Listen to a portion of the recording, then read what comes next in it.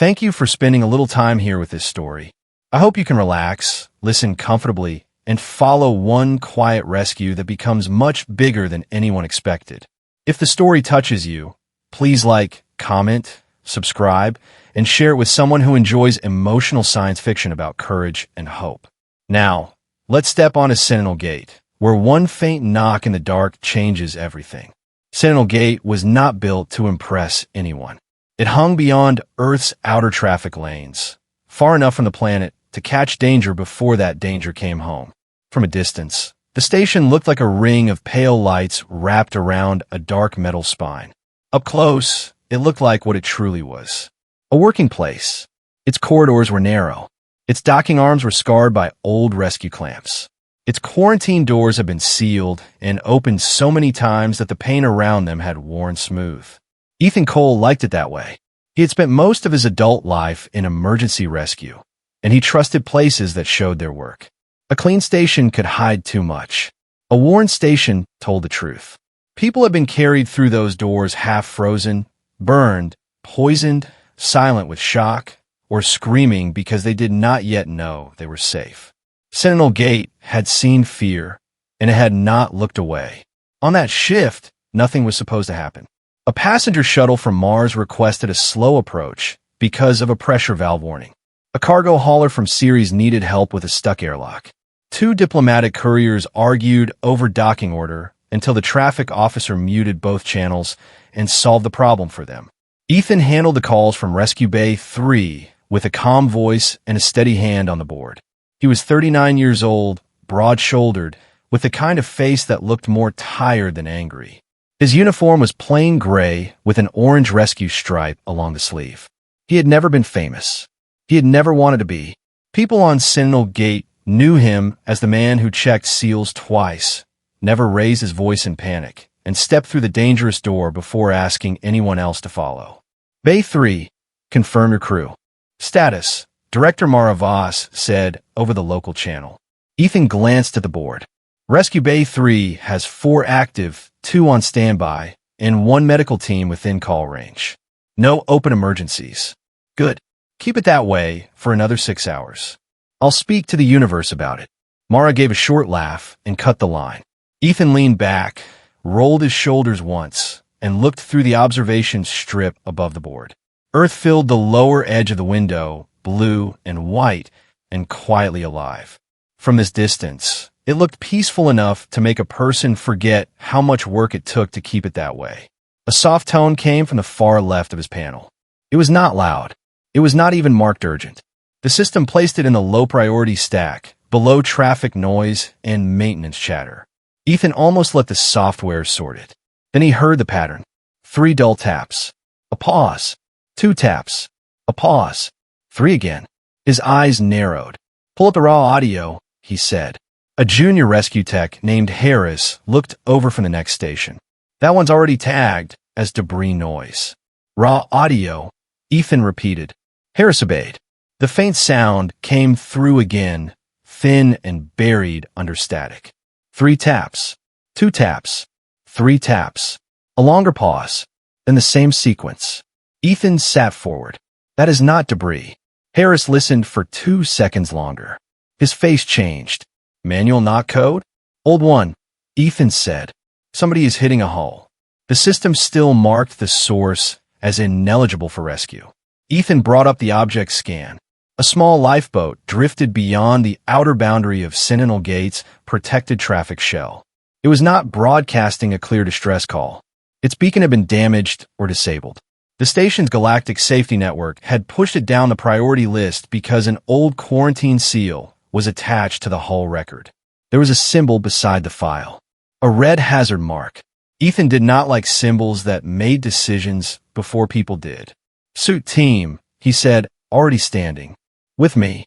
Full isolation kit. No shortcuts. Harris looked at him. The network says do not approach. The network does not hear someone knocking. Dr. Lena. Ward met Ethan at the rescue lock as he pulled on his outer suit. She was the chief physician on Sentinel Gate, a compact woman in her 50s with silver at her temples and no patience for heroic stupidity. What do we have? She asked. Small lifeboat. Damaged beacon. Old biohazard seal. Manual knock code from inside. Her expression tightened. Old seal from which authority? Galactic Health Authority. That made the room go still for half a breath. The Galactic Health Authority controlled quarantine rules across most known routes.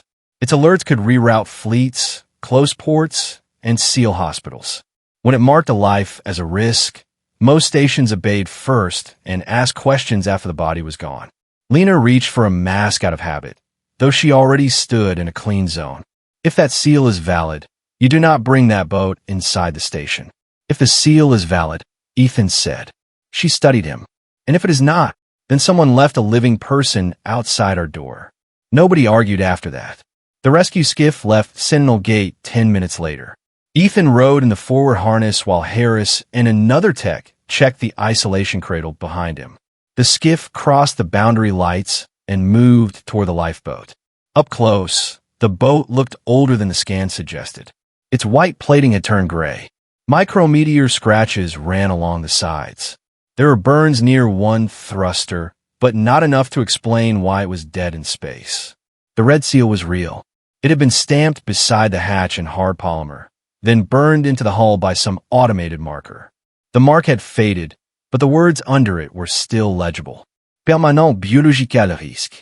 Do not board. Do not treat. Do not transfer. Ethan read the words silently and felt his jaw tighten. Harris spoke through the suit channel. Permanent? That's not a medical status. No, Ethan said. It is a sentence. He moved closer to the hatch. The outer latch was intact.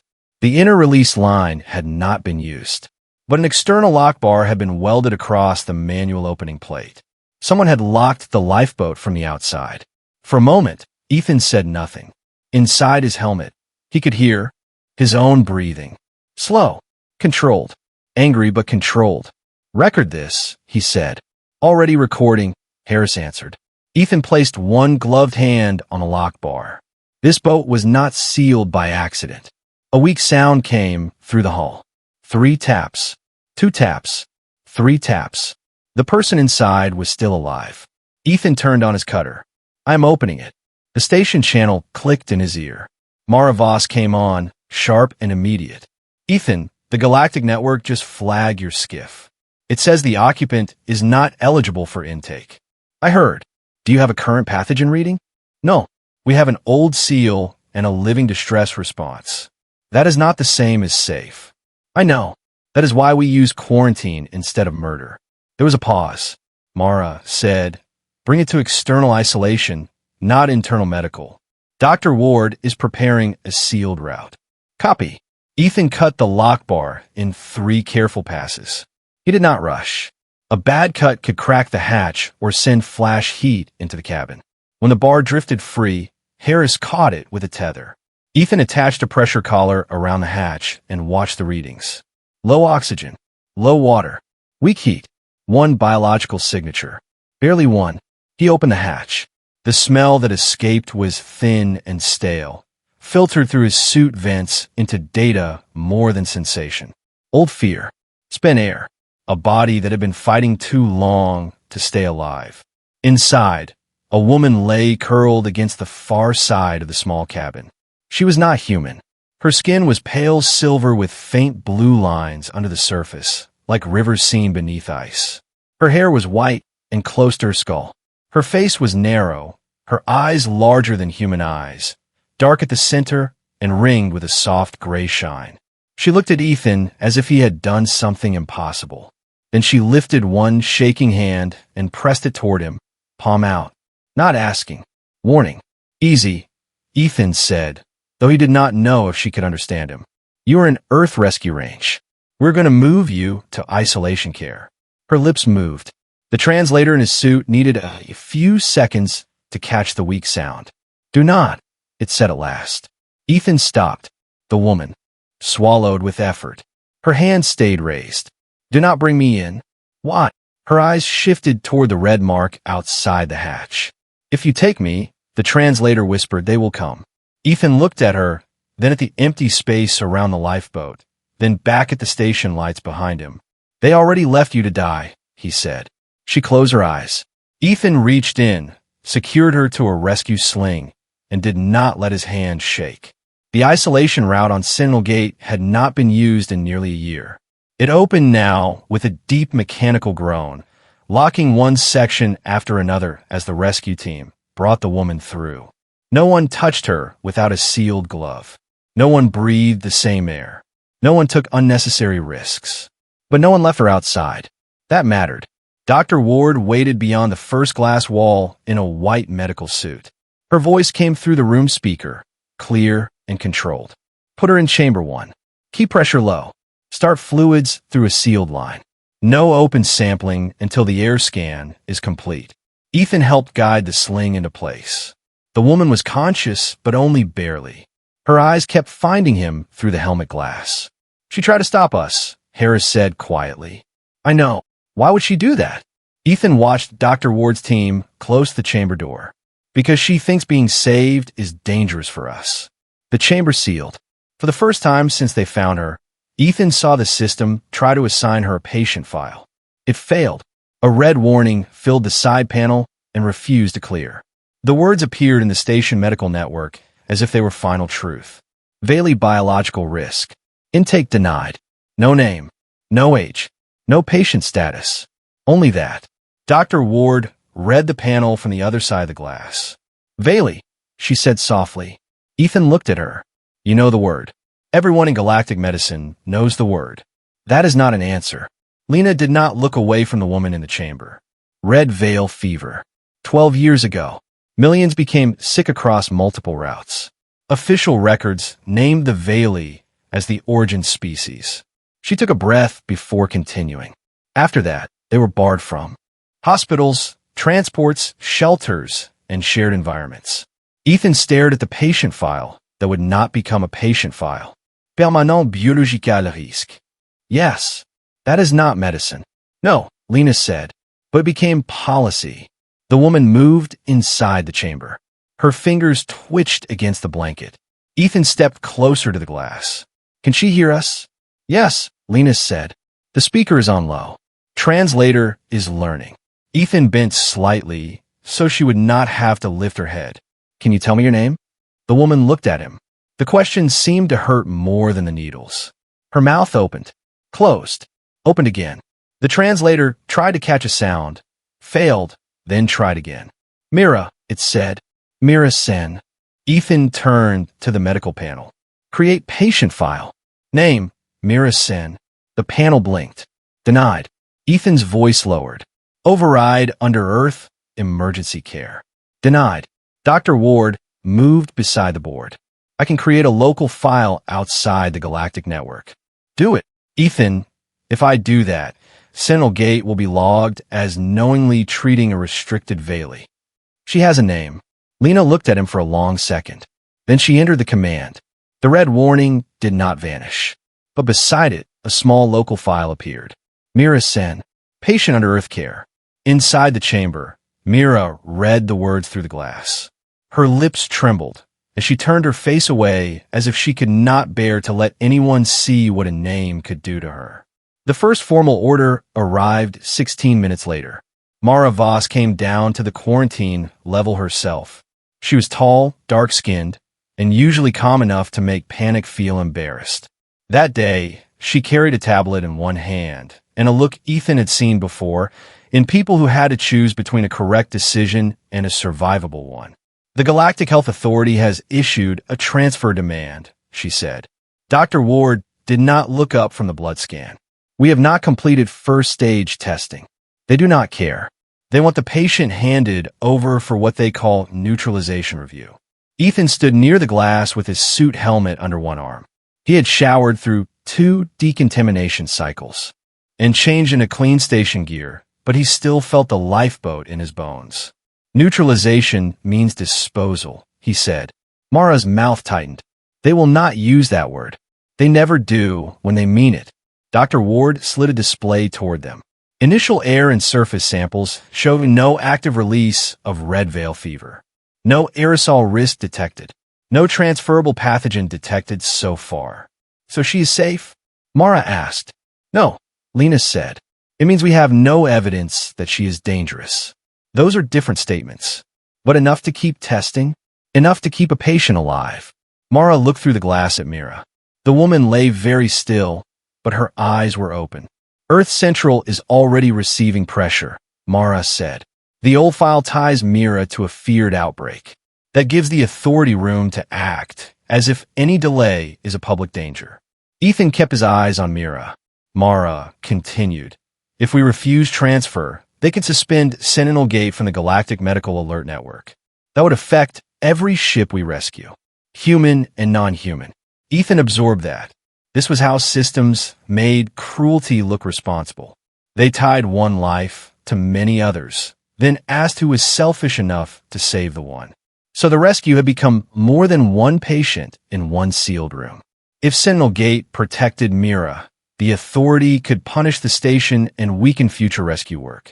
If the station obeyed too quickly, it could help bury whatever the old file was hiding. Ethan, Dr. Ward, and Mara were not just keeping one woman alive now. They were standing between a patient and a system that might be hiding its own mistake. How long before their team arrives? Ethan asked. Less than 8 hours. Then we have less than 8 hours to finish enough testing that they cannot hide behind the old file. Mara turned to him. You understand what you are asking Earth to risk. I understand what they are asking us to do. This is not only your call. No, but the first door was mine. Mara did not answer at once. Then she looked at Dr. Ward. Continue testing. Everything sealed. Everything recorded. If one reading turns dangerous, I want it on my desk before anyone else. Breathes. You will have it, Linus said. Mara pointed at Ethan. And you do not make another unilateral move without telling me first. Ethan nodded. Mara left. Inside the chamber, Mira's fingers moved weakly against the blanket again. Ethan turned on the low speaker. You heard. Mira's eyes fixed on him. They will punish you, she said. Maybe. You should give me to them. No, you do not know what I am. Ethan pulled a chair to the glass and sat down. Then tell me. For a while, she said nothing. The room hummed softly around them. Fluids moved through the sealed line into her arm. The monitor beside her bed gave quiet, living sounds. At last, Mira spoke. My people were named as the first sickness, she said. After that, every door closed. Hospitals closed. Ports closed. Ships turned away. Her voice weakened, but she kept going. We were not killed in one day. We were made untouchable until time did the killing. Ethan listened. My mother said a slow death is easier for governments. It leaves fewer images. He looked at the red warning still glowing on the panel. How did you get in that lifeboat? A shadow moved across her face. Someone hid me, she said. An old maintenance worker on a freight station. Human word might be janitor. He was not Veli. She swallowed. He found me in a waste lock after my hiding place was scanned. He put me in the lifeboat. He locked the outer bar so the station system would think the boat was sealed waste. He saved you. He tried. Her voice thinned. The patrol saw the seal. They did not open it. They pushed the boat away from the port and reported the risk removed. Ethan felt a cold pressure behind his ribs. The lock had not been meant as murder. It had been the last desperate act of someone who had no better tool. Mira looked at him with tired eyes. He died for helping me. I heard it before the beacon failed. Ethan did not offer a quick comfort. Some grief was insulted by speed. Instead, he said, then we will not waste what he did. The leak began in the galactic feeds before Earth had released a single public word. By the 4th hour, 3 major network channels had images of the lifeboat. By the 5th, they had Ethan's rescue skiff, the red hazard seal, and a blurred shot of Mira being moved through the isolation route. None of them used her name. They called her a living contagion. They called Sentinel Gate compromised. They asked whether Earth had become too sentimental to be trusted with interstellar traffic. On Earth, the first reactions were mixed. Messages of support came from hospitals, rescue workers, churches, schools, and small towns that had never heard of the Veli until that day. But fear came too. Parents with children on orbital shuttles demanded to know whether Earth was safe. Traders asked if incoming food routes would be closed. Families of Sentinel Gate staff called private lines and begged for answers. Ethan watched a few seconds of the feeds from the quarantine control room, then shut them off. Mira had seen enough. She sat propped against the medical bed now, still weak but no longer drifting in and out of awareness. When the feed called her a contagion, her hands went to the thin local identity band Dr. Ward had placed around her wrist. It said Mira Senn. She tried to slide it off. Ethan turned from the console. "Leave it." She froze. "Your name is not what puts us at risk," he said. "You do not understand fear," she replied. "I have seen plenty of it. Not this kind." Ethan walked closer to the glass. "Then help me understand." Mira looked past him to the dark window beyond the chamber. "When people fear you as a disease, they do not hate you like an enemy. They hate you like dirt." She looked down at the band. "They do not need anger. They only need distance." Ethan said nothing. "A name makes distance harder," she said. "That is why they took ours."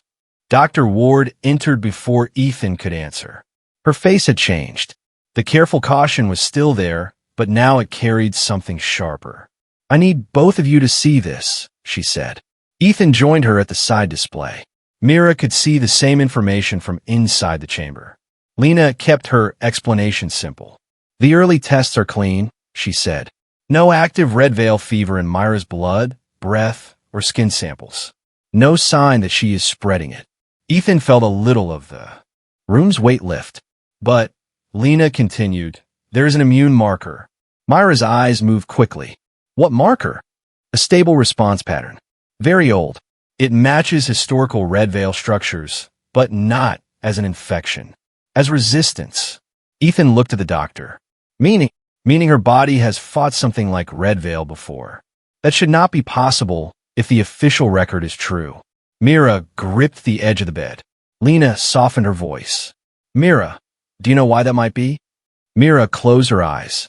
The answer seemed to come from a place she had spent years trying not to touch. "Veli were not the first sick," she said. "We were the first to know." Ethan looked at her. She opened her eyes again. "Our healers found a fever on a medical cargo route. It had moved through sealed supplies. We sent warnings. Many warnings." Her voice shook with old disbelief. "The route officers said we were panicking. Then people became sick on richer worlds." "Where are those warnings?" Lena asked. "Sealed. Marked as false. My father kept parts of them in memory chance because data could be deleted." Ethan frowned slightly. "Memory chance? Names, route numbers, dates, station calls," Mira said. "Held in rhythm. Children learned them when files disappeared."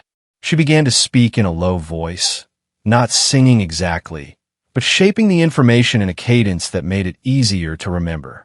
The translator took a moment to follow. "Station oral. Medical route 7. Cargo seal broken. Fever before Veli contact. Warning received. Warning denied." Dr. Ward's fingers moved across the board. "Oral," she said. "There was a station by that name. It was decommissioned after the outbreak." She searched deeper, using medical archive access Ethan had never needed before. Most files came back sealed. Some came back damaged.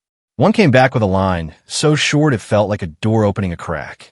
The archive showed that a Veli warning had been received, then sealed by authority order. The room went quiet. Mira stared at the words. Ethan read them twice. He looked from the archive line to Mira, and the old story began to change in front of him. Mira was not proof that her people had caused the fever. She was proof that the old story might be wrong. The Veli had not started the fever. They had warned about it. Oral was no longer just a name and a chant. It was a record on the screen. Dr. Ward whispered they knew. The door to the control room opened, and Mara Voss stepped in. "You need to stop whatever you are doing and listen." Ethan did not look away from the line. "We found a sealed warning." "I know." The moment Dr. Ward accessed that archive, 3 external locks tried to close around our local system. Lena turned. "Someone tried to block us?" "Someone did block us from the wider network," Mara said. "And the Galactic Health Authority just moved their arrival time up. Their enforcement ship is less than 2 hours out." Dr. Ward went still as the pieces connected. She had opened an old file. The outside system had noticed. The Authority had tried to cut Sentinel Gate away before more evidence could be copied. Now their ship was coming early because Sentinel Gate had found something it was never supposed to see. Mira looked at Ethan through the glass. "Now you see," she said. "They do not fear infection. They fear memory. No one in the room had an answer that made that less true. The next discovery came from a place no one expected. Dr. Ward asked Mira to repeat the memory chant again, slower this time. Mira was embarrassed by the weakness in her voice, but she did it. Each name and route number came out with the rhythm of something learned as a child and carried through hunger, hiding, and loss. Ethan had heard people remember passwords, prayers, and last messages. This was different. This was a whole people hiding evidence inside memory, because the official world could no longer be trusted with truth. One line made Dr. Ward stop. "Say that station name again," she said. Mira closed her eyes. "Haven Reach." Lena searched. Nothing appeared at first. Then she switched from galactic medical records to old rescue route maps, the kind nobody bothered to clean because they were not supposed to matter. Haven Reach had existed. It had been a small supply post on the same route where Red Veil fever first spread. Its last report had not been a disease report. It had been a maintenance complaint about broken sterile seals on medical cargo. Ethan leaned over the display. "Cargo seals." "Exactly," Lena said. If the fever moved through medical cargo, the Veli could not have been the origin. They were downstream from it. Ethan looked from the old route map to Mira's face behind the glass. Oral showed that a warning had existed. Haven Reach showed that the cargo route had already failed before the Veli were blamed. Dr. Ward did not speak for several seconds. Her eyes moved between the two records, and her face tightened with anger. She was trying to keep professional. Mara looked at the screen and understood the same thing. This was no longer only a quarantine case. It was an old cover-up coming back to life inside a sealed room. Myra's fingers closed around the blanket. "We told them." "I believe you," Lena said. The words were simple, but they hit the room harder than a speech. Mira looked at the doctor as if belief was a language she had almost forgotten. Mara Voss entered a minute later with another problem. Earth Central wants a risk statement. They need to know if keeping Mira on Sentinel Gate could endanger Earth. Dr. Ward looked tired. "The honest answer is that we are still testing." "That is not the answer they want. It is the answer they get." Mara turned to Ethan. "Rescue Command also wants your personal assessment. My assessment is that abandoning her would be easier to defend on paper and harder to live with in person." Ethan, he understood the warning in her voice. She needed operational language, not moral fire. He drew a slow breath. Current evidence shows no active release, no environmental spread, and no reason to transfer the patient before testing is complete. Risk exists, but it is being contained. He looked once toward the glass. Forced removal would create more risk because it would interrupt medical control and destroy evidence. Mara nodded once. "That I can send." Before she left, she looked through the glass at Mira. "For what it is worth, Earth is not one voice right now. Some people are afraid. Some are angry. Some think we should close the door." Mira lowered her eyes. Mara continued. "But some are already asking why a person in a sealed chamber is being treated like a bomb instead of a patient. That matters too." After Mara left, Mira spoke very quietly. "On Vale Nara, when the first doors closed, my father said somewhere there must be a world that asks one more question before it obeys." Ethan looked at her. "He died before he found it," she said. "I thought he was wrong." "Maybe he was early," Ethan said. Mira did not smile, but something in her face shifted. Not hope, not yet. More like a tired person noticing that the dark had a direction out. By the time the enforcement ship came into range, Sentinel Gate no longer felt like a station at work. It felt like a hell breath. Traffic had been pushed away. Non-essential staff were moved to inner shelters. The isolation route was locked in both directions.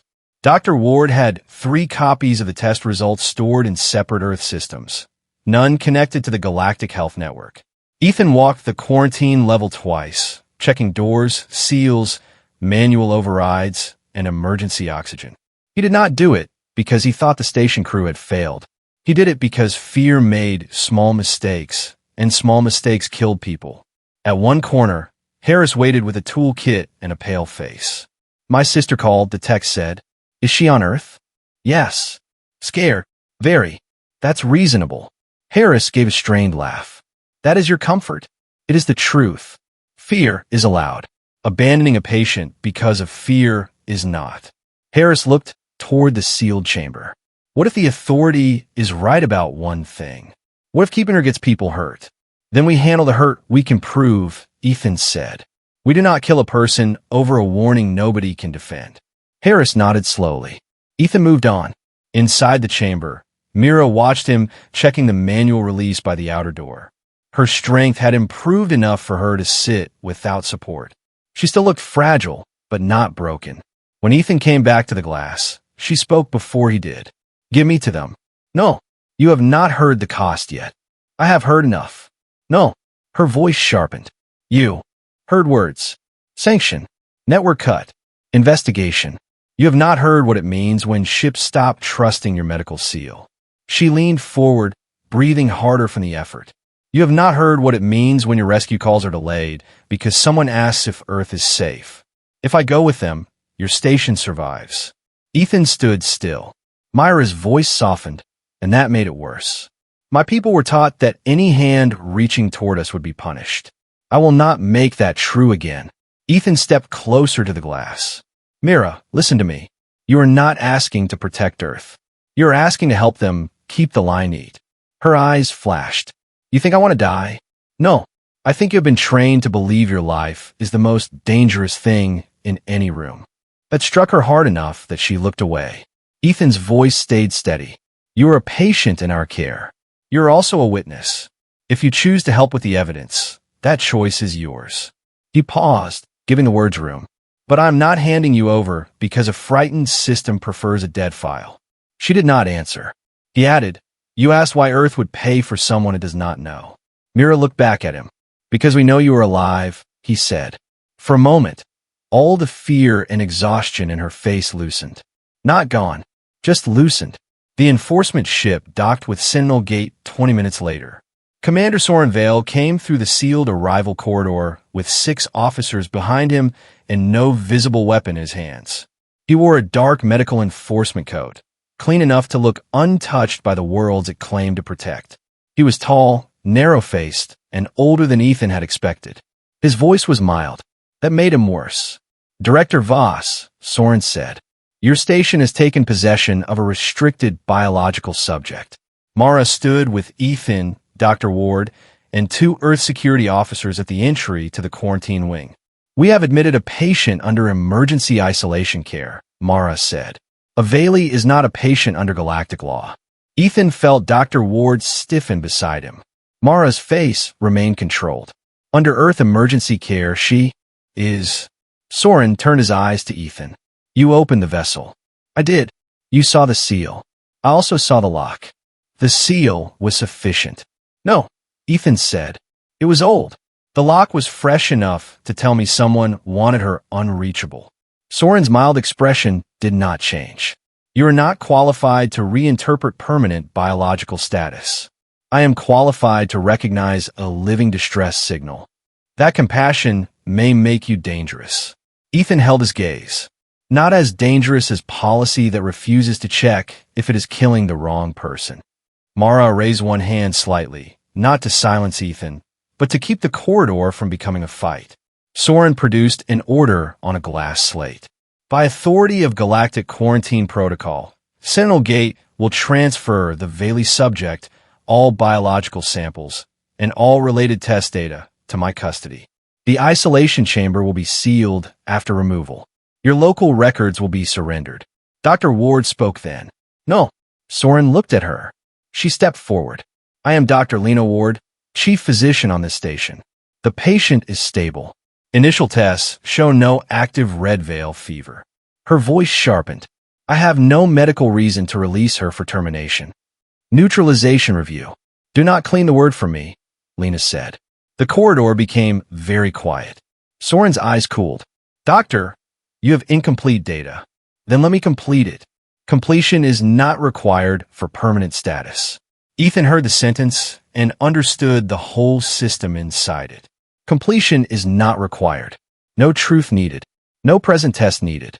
No living person needed. A file had spoken years ago, and now everyone was expected to obey its echo. A low alarm sounded behind them. Not loud, not panicked, That made Ethan move faster. He turned toward the quarantine control panel. A yellow band had appeared across the screen. The station's local system was receiving an outside quarantine order from the Galactic Health Authority. Dr. Ward ran to the panel. "What is that?" Ethan was already reading. "Burn protocol." Mara's voice hardened. "We do not have a burn protocol active on this station." "Not from Earth Control," Ethan said. "The Authority is trying to use its outside access." Soren's face did not change. Ethan looked at him. "You knew," Soren said. "If a high-level biological risk is illegally withheld, the contaminated zone is sterilized. There is a living patient in that zone. There is a Veli subject in that zone." Now everyone understood what the clean word meant. The Authority was controlling Chamber 1 from outside the station. First, it would cut off the oxygen. Then it would heat the sealed room and call the killing sterilization. In plain words, it would turn the room protecting Mira into the room that killed her. It would also destroy the evidence around her. Harris stared at the panel from the doorway, his face draining of color. "They are not cleaning the room," he said. "They are making the room kill her." Ethan grabbed the wall comm. "Harris, manual override team to quarantine subcontrol now. Dr. Ward, copy your active data to sealed Earth storage. Mara, evacuate all adjacent sections." Mara did not argue. She moved. Inside Chamber 1, Mira stood on unsteady legs as the lights shifted from white to amber. She pressed one hand to the glass. "Ethan," she said through the speaker. He looked at her. "Let it happen." "No. If the data is outside, let it happen. Do not burn your station for me." He moved to the subcontrol door. "Harris, move." Mira's voice followed him. "Ethan, please." He stopped long enough to turn back. "This station was built to keep people alive," he said. "That includes you." Then he ran. The subcontrol room was 2 decks down, behind a hatch that had not been opened in months. Ethan took the ladder instead of the lift because the lift could lock under quarantine. Harris and 2 engineers met him at the lower hatch with tools already out. "Outside command is closing oxygen to Chamber 1 in 6 minutes, Harris said. "Heat cycle, 9 minutes. Ethan pulled the hatch cover off the wall. "We cut the Authority's outside control away from the station's air system." Harris swallowed. "If we cut the wrong connection, we can make her lose oxygen faster. Then we do it right." His hands moved with practice speed. He had trained for station fires. Hull cracks, pressure collapses, and bad software that thought it knew more than the people standing next to the danger. The danger was simple now. If Ethan cut the wrong connection, Chamber 1 might lose air even faster. If he did nothing, the Authority would make the chamber kill its patient. The first cable released. The panel screamed a warning. Ethan ignored the sound and followed the physical line by feel, not just by label. Labels could lie. Wiring was harder to corrupt. 4 minutes to oxygen cutoff, Harris said. "Local reserve? Ready but blocked. Unblock when I separate the outside command." On the upper deck, Dr. Ward's voice came through the emergency channel. "I have the final test. Ethan, she is clean. No active fever. The immune marker is real. Copy. And there's a new pattern in current cargo route sickness reports. It is not public, but it looks like red veil structure." Ethan's hand paused for less than a second. The story had just grown larger than Mira's life. "They are not only hiding the past," Lena said. "They may be hiding it again. Get ready to broadcast." Mara's voice came next. "If we broadcast without clearance, Earth Central will have to answer for it. Then give them something worth answering for," Ethan said. He cut the second line. The lights in the subcontrol room blinked off, then returned on local backup. 2 minutes, Harris said. The final connection sat behind a lock plate. Ethan drove a manual pry under the edge. The tool slipped. Pain shot through his wrist as his knuckles hit the metal frame. He reset his grip and pushed again. The plate gave. "Ethan," Harris said, "if you cut that, Sentinel Gate drops off the Galactic Medical Network." "I know. They will say we broke quarantine law." Ethan looked at the panel, then at the timer, then at the oxygen line for Chamber 1. "Quarantine law is supposed to prevent death," he said, "not automated." He cut the line. For one awful second, every alarm stopped. Then the amber lights went white. Harris exhaled so hard he almost laughed. Local control restored. Chamber 1 oxygen. Returning. Heat cycle. Dead. Ethan leaned one hand against the wall and let himself breathe once. Only once. Then he went back upstairs. Soren Vale was still in the quarantine corridor when Ethan returned. The commander looked at him as if Ethan had broken not a system, but a sacred object. You have severed a galactic health control line, Soren said. I severed a kill command. You will be charged. Stand in line. Mara was at the main board.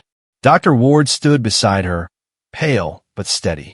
Mira sat inside the chamber, breathing from the restored air line, one hand still against the glass. Ethan moved to the communication station. Mara met his eyes. Ethan, he knew what she was asking without words. This cannot be undone. Once Earth broadcast the data, the pressure would not stay inside Sentinel Gate. It would go to Earth, to the Council, to every family that had lost someone to Red Veil fever, and every authority that had signed the old lie. Ethan looked at Mira. She looked back, afraid but no longer hiding. He turned to Mara. Open the Earth Emergency Medical Channel. Soren stepped forward. Director Voss, if you do this, Sentinel Gate will be treated as a hostile breach point. Mara's hands hovered over the controls. Then she opened the channel. No music played. No speech began. No grand title appeared. Dr. Ward spoke first. This is Dr. Lino Ward, Chief Physician of Sentinel Gate, under Earth Emergency Care Authority. We are releasing verified medical findings on a living Valley patient named Mira Senn. She did not raise her voice. She did not need to. She explained the tests in ordinary words. No active red veil fever. No airborne transmission. No contact spread. A stable immune marker. She explained the old evidence too. Valley warnings have been received and sealed. Oral Station showed that a warning existed. Haven Reach showed that a medical cargo route had already failed before the Valley were blamed. The data appeared beside her as she spoke, translated into public medical language. Then Ethan turned on the chamber speaker. Mira, he said, only if you choose. Mira slowly stood. She was thin, shaking, wrapped in a sterile gray blanket that made her look even smaller against the glass. But when she spoke, her voice carried. My name is Mira Senn, she said. I am Valley. My people were called to fever before anyone heard our warning. She held herself upright with visible effort. We sent the warning from Vale Nara. We sent it from Oral Station. We sent it until her channels closed. She stopped to breathe. No one moved. I do not ask you to love us, she said. I ask you to test us before you erase us.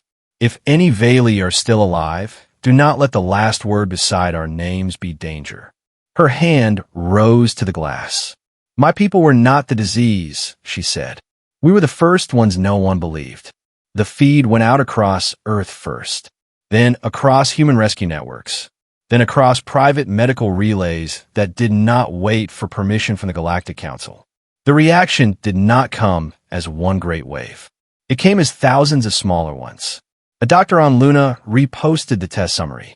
A rescue captain near Jupiter confirmed the quarantine data looked valid.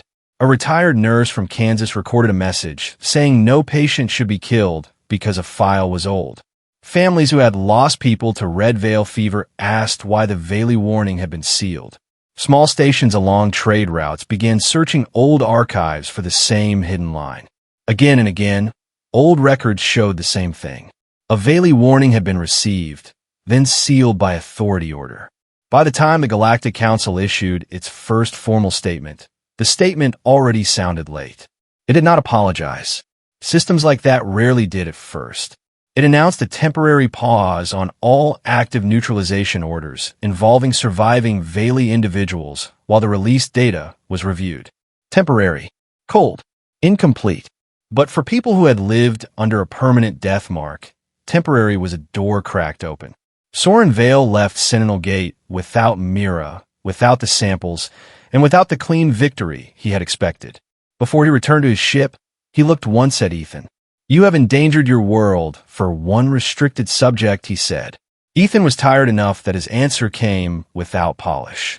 No, we protected one patient from a system afraid of its own records. Soren's eyes hardened. This will not end here. It never should have started here, Ethan said. The commander left. The next hours were not peaceful. Sentinel Gate lost 3 galactic medical feeds.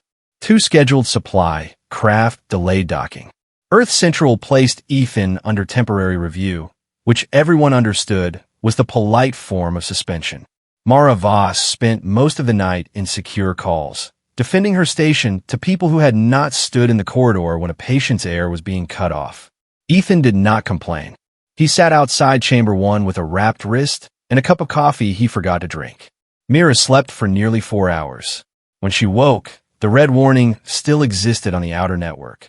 Systems did not change just because truth arrived, but her local file had changed. Dr. Ward had updated it by hand. Mira Senn, Valley survivor, patient under Earth protection. When Mira saw it, she did not cry. She touched the glass near the words and lowered her head. Dr. Ward came to the speaker. Mira, she said, your immune marker may help us understand the new fever pattern. We need more samples if you agree. Only if you agree. Mira looked at her. The question seemed to surprise her more than any order would have. You're asking? Yes. You could take it. No, Lena said. We could not. Mira looked at Ethan. He gave no instruction. No pressure. This choice was hers. At last, Mira said, if my blood can help stop the fever, I will give it. But the record must say I gave it freely. It will, Lena said. And if other Valley are found, they are asked too. Dr. Ward's face softened. Yes. Mira sat back. Then I agree. That was when a new signal arrived. It came through the same low-priority stack that had almost buried Mira's first knock. The system caught it, hesitated, and then routed it to Earth Rescue Review, because Ethan had changed the local filters before anyone could tell him not to. Harris brought it up from the next console. Ethan, he said quietly. Ethan turned. The sound came through the room's speakers. 3 taps. 2 taps. 3 taps. Then a pause. Then a second pattern, older and softer, wrapped in a rhythm Mira had, used when recalling the lost warnings. Her face changed. She pushed herself upright. That is Valley. Dr. Ward moved to support her, but Mira waved her off. She needed to stand. The signal was weak, far beyond Sentinel Gate's normal rescue shell. Too far for quick help. Too far for certainty. But it was there. A voice followed, thin under static. The translator struggled, then found enough meaning to make the room go still. Alive. Hiding. Heard Earth. Please answer. Mira covered her mouth with both hands. For years, the galactic system had erased signals like that before anyone had to feel responsible for them. This time, Earth heard it. Ethan opened a response channel. He did not ask permission from the galactic network. He did not need to. Sentinel Gate was on local Earth control now. This is Sentinel Gate under Earth Rescue Authority, he said. Your signal is heard. Send what you can. We are listening. The reply was mostly static, but the rhythm came again. 3 taps. 2 taps. 3 taps. Mira stood near the glass wall of Chamber 1, looking past Ethan to the wide window at the end of the quarantine level. Earth turned below them, blue and bright and impossible. Later, after Dr. Ward cleared Mira to leave the sealed bed and stand in the outer observation room, Ethan walked beside her at the slow pace her strength allowed. She wore a soft protective wrap instead of a hazard hood. The glass between her and the rest of the station was still there, but not as a prison now. It was a medical precaution, temporary and explained. That difference mattered. They stopped at the window. Earth filled half the view. Clouds moved over oceans. Sunlight touched the curve of the planet. From up there, no border was visible. No argument. No fear. Just a world with enough light to look gentle from a distance, and enough stubborn people to sometimes deserve the beauty. Mira rested one hand on the railing. Is that where the orders came from? She asked. Some of them, Ethan said. The better ones, I hope. She almost smiled. For a while, they watched in silence. Then she asked the question he had known was coming. If there are more Valley out there, will Earth hear them? Ethan looked at the planet, then at the reflection of Mira's face in the glass. We heard you, he said. We will hear them. Mira closed her eyes. Behind them, Sentinel Gate continued to work. A cargo ship needed clearance. A shuttle requested medical fuel. A rescue tech checked a pressure seal. Dr. Ward prepared a consent form for the next blood sample. Mara Voss argued with Earth Central and did not back down. The galaxy had not become kind in one day. The Council had not learned humility in one broadcast. But somewhere beyond the normal lanes, another faint signal had survived long enough to reach the one place that had changed its filters. A human had opened the first door. Earth had kept it open. And for the first time in years, the word Vayli did not only mean warning. It meant someone might answer. And that is where this story leaves us. Not with a great battle or a loud victory, but with one quiet truth. Sometimes the most powerful thing a civilization can do is open a door when every other door is closed. Thank you for listening to this story. If it moved you, please take a moment to like the video, leave a comment, and subscribe to the channel. Your support helps more emotional science fiction stories about humanity, courage, and hope reach the people who need them. And if you know someone who enjoys stories like this, please share it with them. Until the next story, take care of yourself. In a galaxy full of locked doors, humanity may still be the place where someone answers.